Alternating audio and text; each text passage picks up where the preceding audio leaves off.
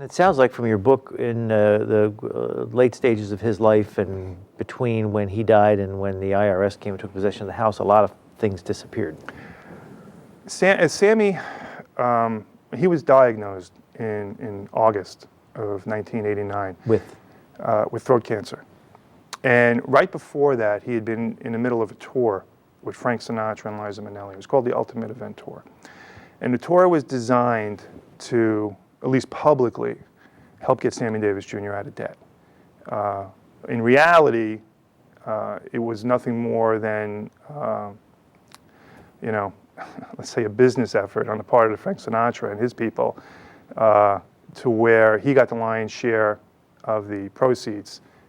Sammy got a basic contract rate to perform, and he wasn't necessarily making the money he thought he would. He was hoping that the proceeds from the tour would be used to cancel out his debt, and he can move on from that.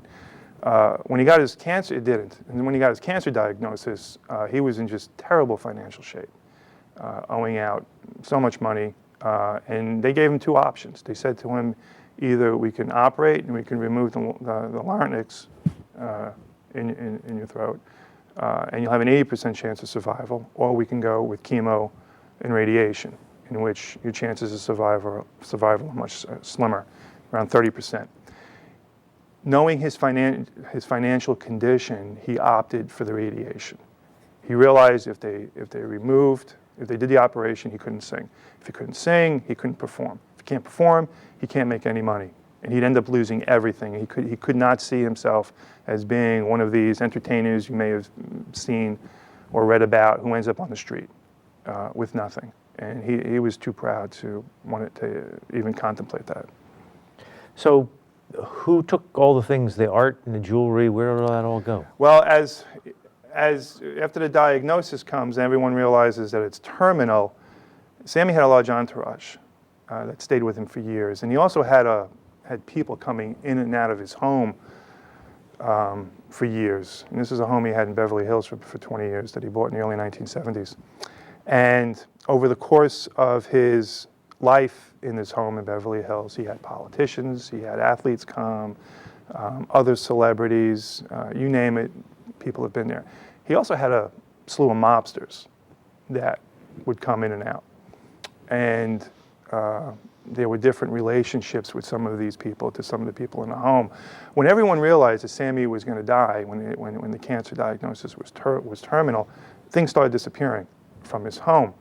And everyone was taken. They were looting it. Everyone from his manager, Shirley Rhodes, to his office staff, and even his wife, Altaviz. Altaviz saw other people taking stuff. She started taking stuff. She's shipping stuff overseas. She's taking jewelry. She's taking cash. She's taking money. And then even after he died and before he was buried, she took his glass eye and subsequently gave it to an attorney friend in San Francisco. So his home, it's tragic what happened to him in his last year and immediately afterwards. So everything, for the most part, a good portion of his jewelry collection had been taken, paintings, valuable paintings, shoes that Marilyn Monroe had given to him.